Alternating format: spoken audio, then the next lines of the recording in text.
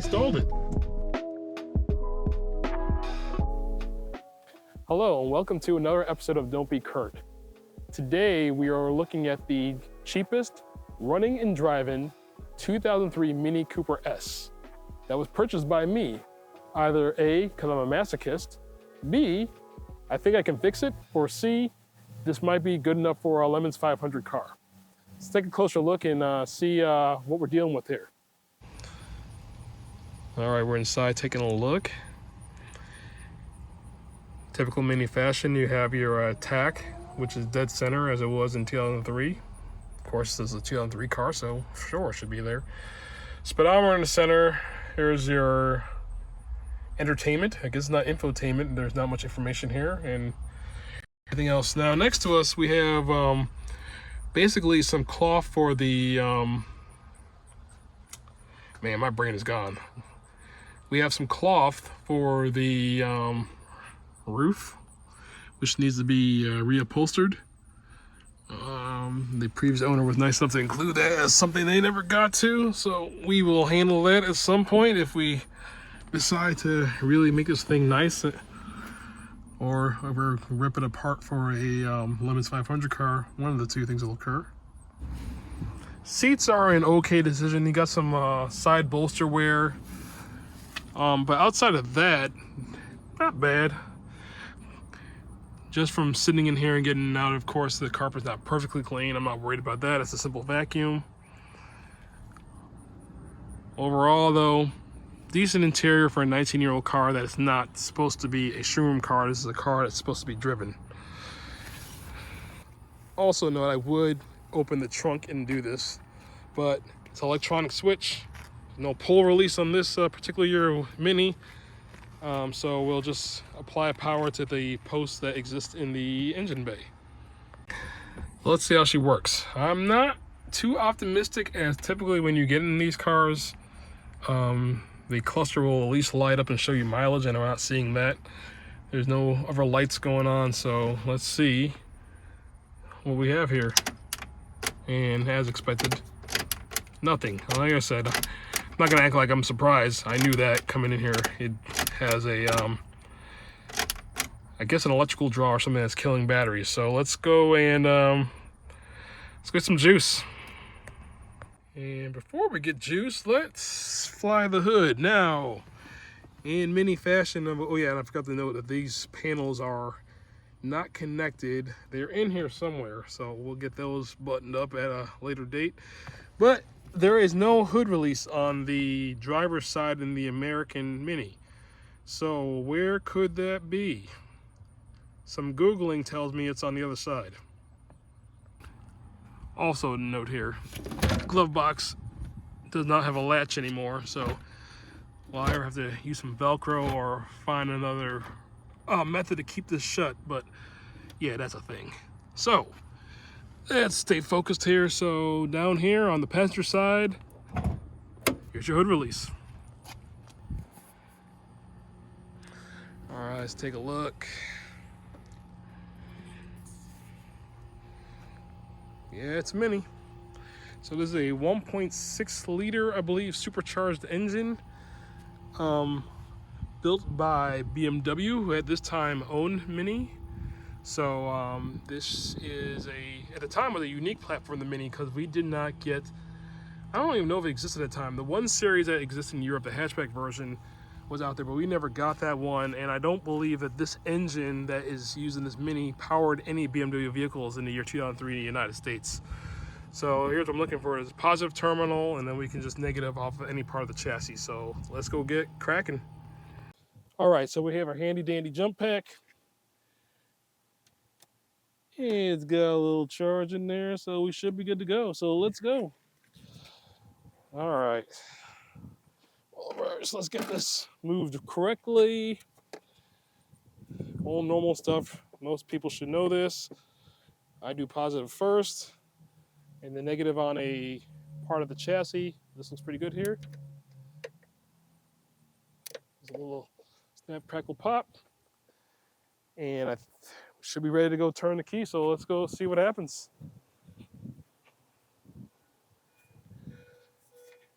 All right. clearly can't see what's happening here, but we do have some nice dings.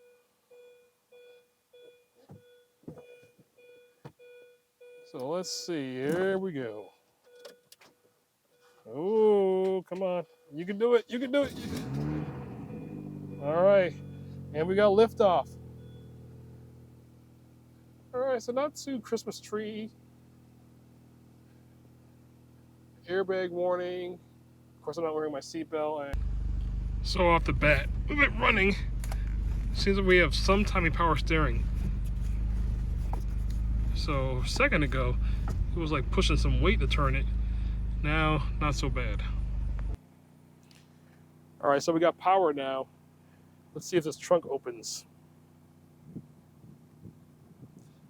And I hear nothing. I hear no actuation of any switch or whatever. So this will be some of the research here, because I knew it didn't open from the previous owner. But what I don't know is how to actually open it if this fails, because from a little research I've done, early 2003 models of this particular Mini, which I think is the R53, it does not actually have a drawstring, so there's no emergency release for this trunk, and it would be nice to be able to open this. The battery is actually dead center right here, which you can get to because you can crawl through the back seat with this being a hatchback, you know, flip them down and get to it, but it would be certainly a lot easier to get to the battery and other things if the trunk actually opened. So that's going to be an issue. So we'll have to do a little more research on that. So curious now how this actually drives. This car has a kind of an interesting history. So before the previous owner, it was owned by a delivery driver, what I was told, and then that person had done some tuning to it. What? I don't know exactly, but it's apparently pretty peppy. So Mini owners who know what these are supposed to sound like, feel free to comment and let me know what your thoughts are, or what you might think this car might actually have. So let's go take it for a little spin and see what happens. All right, the clutch is a little tricky, so I better bring this with me because I wouldn't want to be embarrassed and have to walk back to get this. So let's grab the charging pack. This video I'll have to do because I didn't bring any mounting equipment for this camera. So, all right.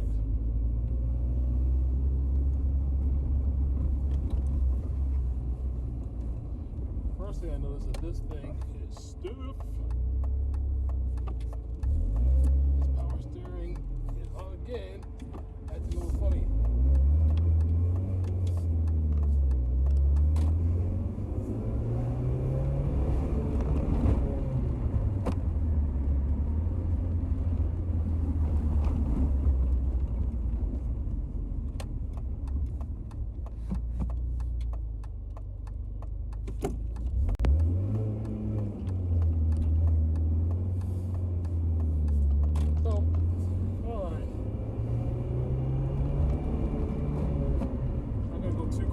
City streets, but it's not too bad. Let me roll these windows up because you probably can't hear me too well.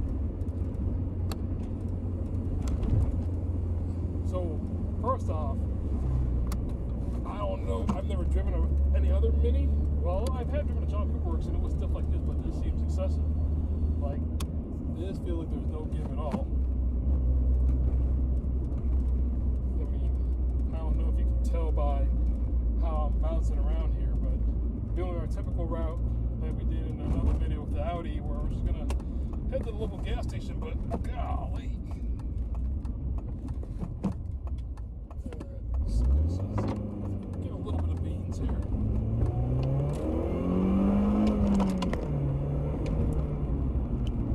Okay. Alright.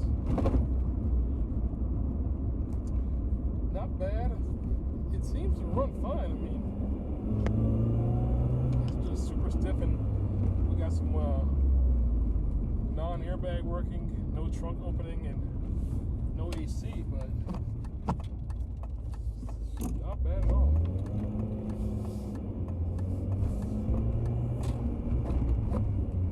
The clutch is kind of has a high release point, So that's interesting. Again, don't know if that's normal. Maybe it is. It does seem to be kind of laggy, even though it's a supercharger base, so it's really weird. It seems like it all comes on at once. Got a little bit of a rip. A lot of torque there. Alright, so let's go pull up in here.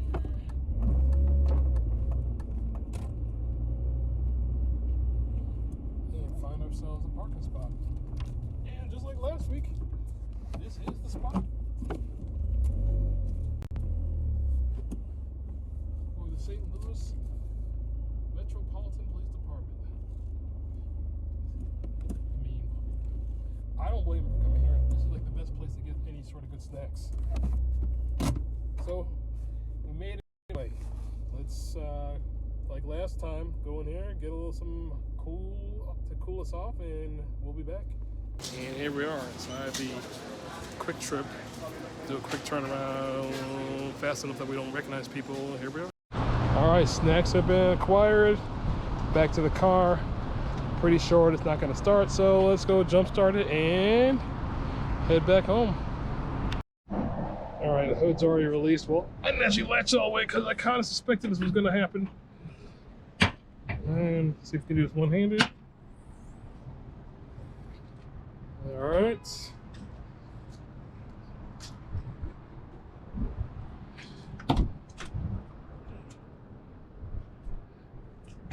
And jump back.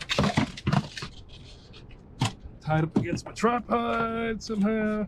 It's always funny how you can just randomly get tangled up even without you trying to do that. And there we go.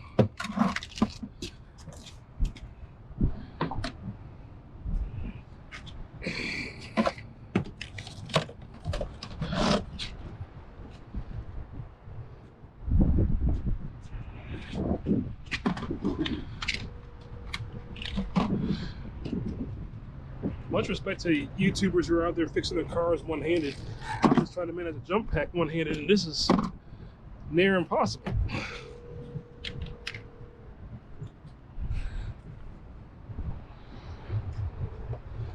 All right.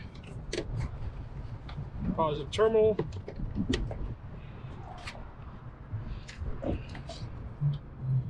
And one-handed. Let's do this again. Jeez.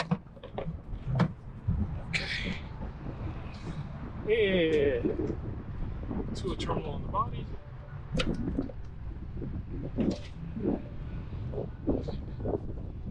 Luckily, I didn't kill the jump pack starting before. So, clutch in, and let's start. Uh-oh.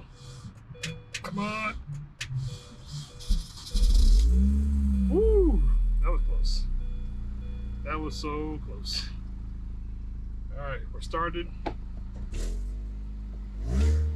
right, and we're good. All right, we're started. He's running. Jump back in the car. Let's head home. Random chicken wing. I don't get it around here, man. People just toss things up the car.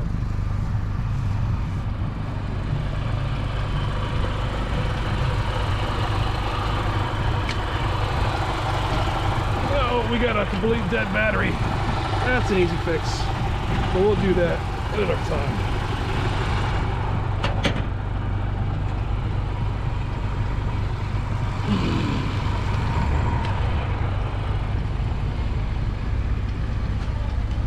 And we are get loaded back up.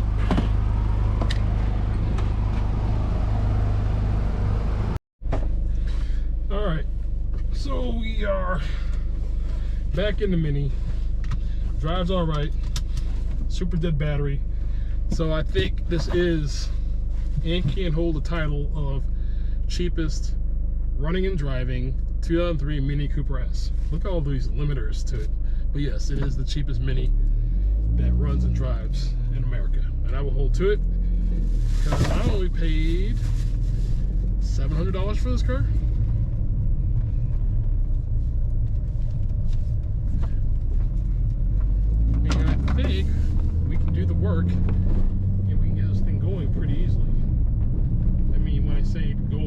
going, but you know, all the little nonsense things that aren't working. Well, I shouldn't say nonsense. The air conditioning is not nonsense. It's needed. Trunk opening. We can look into that. Getting this headliner recovered. Getting the car cleaned up. I don't know about the paint dings, but certainly see what it would take to get the rust cut out of the back tail lights and those cleaned up, and you know, get us into a nice kick around car, as I like to call them. You know, something that you can just drive and enjoy and just be with it. So I stalled it. Time to jump it again. So 2003 Mini Cooper S, cheapest one in America, yes. Runs, yes. Drives, yes. Is it comfortable? Yeah, I don't know. I got to know more about the suspension.